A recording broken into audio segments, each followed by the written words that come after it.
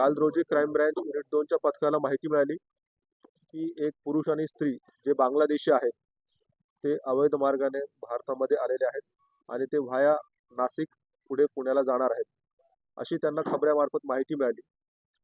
या माहितीनुसार crime branch unit 2 पथकाचे श्री तोडकर श्री तोडकर व त्यांची टीम यांनी नाशिक रोड रेल्वे स्टेशन येथे सापळा लावला. त्यांना मिळालेल्या माहितीप्रमाणे त्यांनी एक पुरुष व एक महिला यांना ताब्यात घेतलं. यांना ताब्यात घेतल्यावर असं लक्षात आलं की त्यांच्याकडे बांगलादेशी ते रहिवासी असल्याचे त्यांना त्यांच्या मोबाईलमध्ये त्याच्यासोबत पुरावे सापडले. या पुराव्यानुसार ते निष्पन्न झालं की हे व्यक्ती बांगलादेशी आहेत आणि हे बांगलादेशमध्ये मधून येऊन पुण्याकडे जात आहेत. यावरून त्या दोन व्यक्तींना ताब्यात घेतलेलं आहे. त्यांच्यावरती गुन्हा दाखल करण्यात आलेला आहे आणि त्यांना काल अटक करण्यात आलेला आहे. याच्यामध्ये पुढील तपास सुरू आहे. हे दोघेही आहेत, हे तरुण आहेत, पती पत्नी आहेत.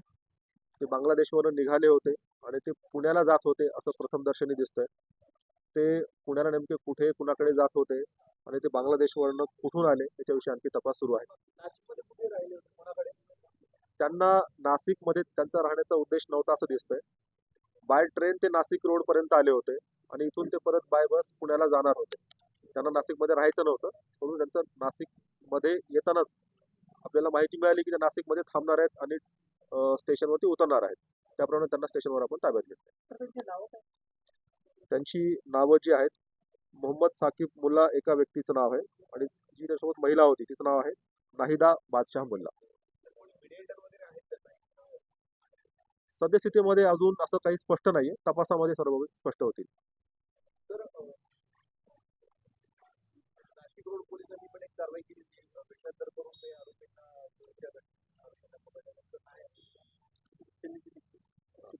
त्याविषयी स्वतंत्र त्यांनी प्रेस घेतलेली आहे.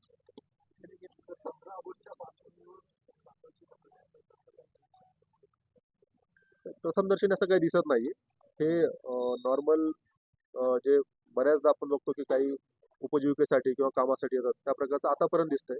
म्हणजे तरी त्याच्यामध्ये डिटेलमध्ये तपास केला जाईल.